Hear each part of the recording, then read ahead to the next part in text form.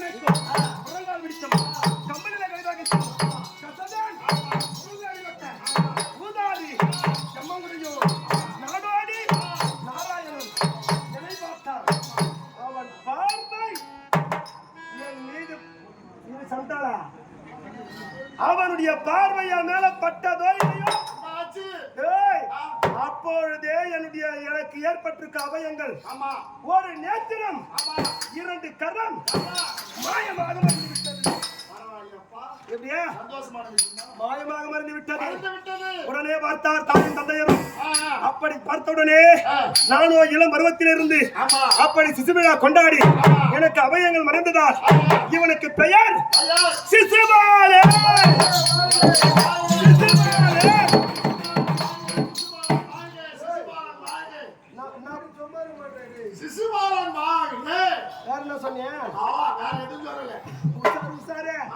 அப்படி இருக்கே சிசுபால் என்று பெயர் சுட்டினா உடனே என்னுடைய தாயை தந்தையரும் என்னிடத்தில் ஓடி வந்து பருவ வயதானே மகனே சிசுபாலா, இந்த உலகத்திலே நீ யார் வேணுமானு வச்சுக்கோ, ஆனால் அந்த கோபாலகண்ண கண்ட மட்டும் வச்சுக்காத.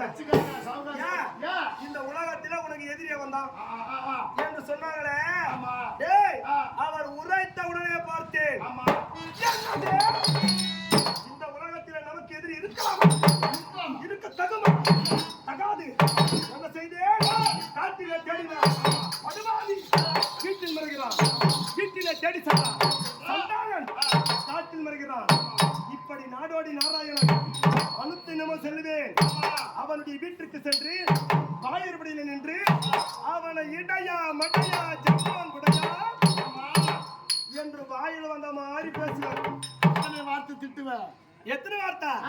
99 முறை பேசுவேன். ஆனா ஒரு முறை பேச மாட்டேன். என்னுடைய தாயும் தந்தையர் அந்த கோபாலனிடத்தில் வரம் பெற்றிருக்கிறார். என்னுடைய பிள்ளையானவன் 100 வார்த்தை உன்னை பற்றி தவறாக பேசுவதையிலும் அண்ணா நீ அவனை ஒண்ணு செய்யக்கூடாது. 100க்கு மேல மிஞ்சினா போட்டு தள்ளு, அவனை கொன்றுவிடு என்று சத்தியம் வாங்கி இருக்கிறார். அந்த வார்த்தையை கேட்டு அவனுடைய காலை நேரத்திலே திறக சென்று வாயில்களில் நின்று அவனை இடையா வடையான்னு பேசுவான். எத்தனை முறை? 99 முறை பேசுவேன். இன்னும் ஒரு முறை பேச மாட்டேன்.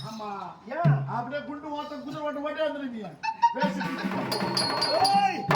ஓடியார மாட்டேன்டா. அந்த 100க்கு மேல பேசணும் நம்மளை கொண்டுடுவானே, அப்படி என்று திரும்பி வந்துடுவேன்.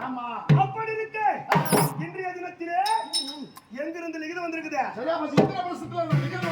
என்னவென்று லிகிதம்? தர்ம